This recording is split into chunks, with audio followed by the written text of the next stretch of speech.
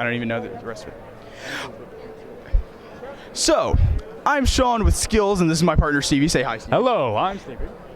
And we've got a very special guest for you. So, I'm pleased to announce Mr. Rodger Bumpass. No! We're here.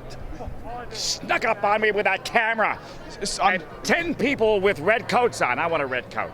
Well, you can have mine when we're done. Fine. Okay. I feel like I won the PGA championship.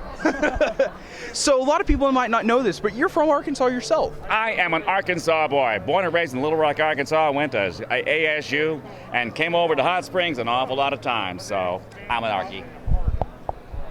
You went to Little Rock Central, right? No, I went to Little Rock Central. Oh, yeah, my mistake. So Little Rock Central, what was that like growing up? Oh, it was wonderful. It was a very famous school, for one thing, with the history of Little Rock. And my father went there, and it was the most beautiful, still is the most beautiful high school in America.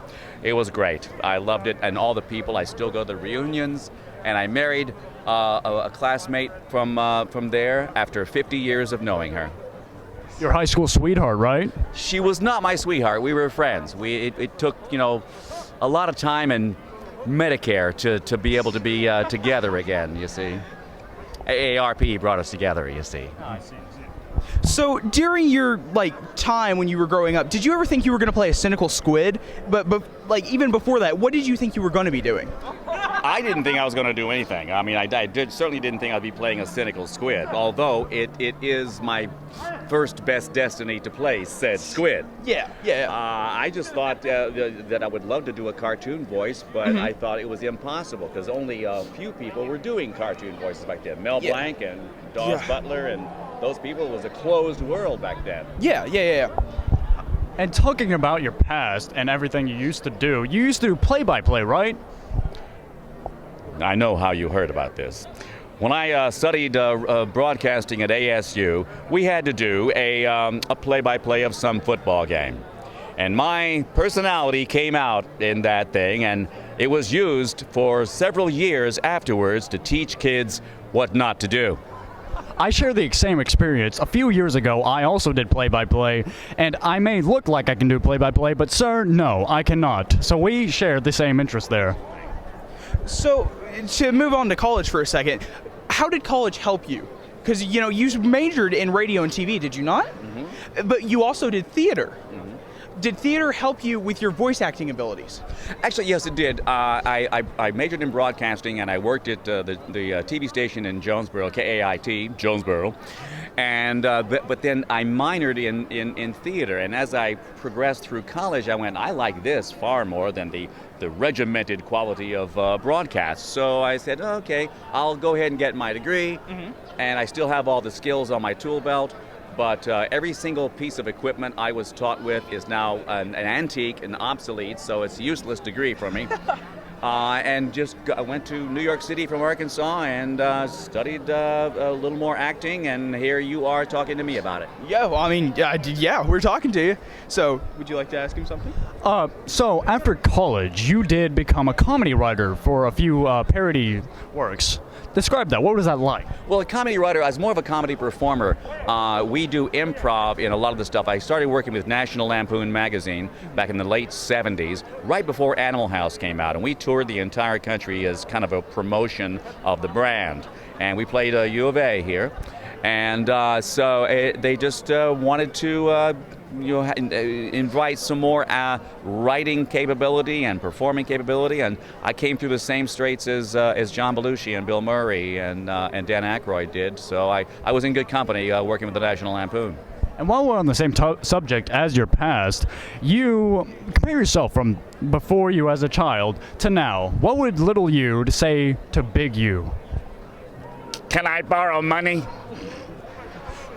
Is that it?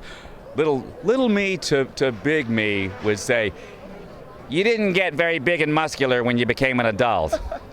I'm really not looking forward to the future, Big Rodger, Yeah. Big Rodger has a lot of explaining to little Rodger. Yes, well, we're talking about my past, for one thing. So still speaking on your past, what was your inspiration? What made you think, I want to be like this person when I grow up? Because I looked at television and said, I can do that. And it's right. You look at this, there's not a whole lot of big stars on television and in the movies. It's regular people doing regular stuff that if you have some chops at acting, you're just as good as they are.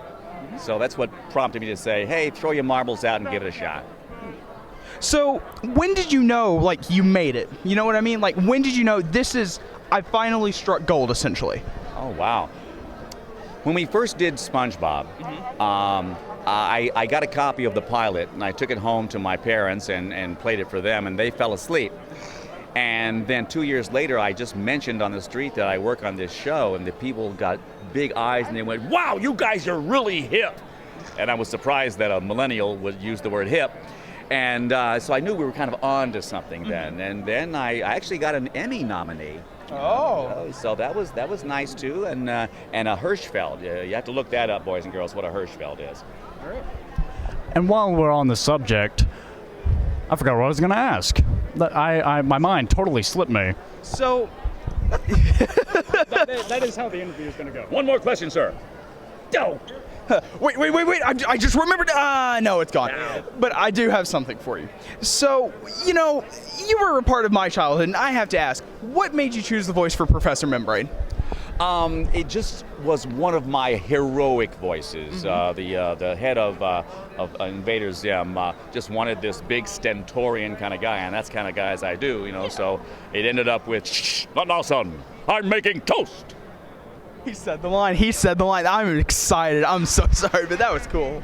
I just remembered my question. So, you heard about the SpongeBob movie, right? I'm sure you were in it as well. Which one? We made 3. The one involving David Hasselhoff. First one. Ride the Hasselhoff, yes. Now, if you were in that movie, or if you could make your own movie about Squidward, who would be in it, and what would it be about? Well, first off, it will be live action, and I would be in it. Oh. Yeah, just like we did our 20th anniversary thing where we went to the trusty slab.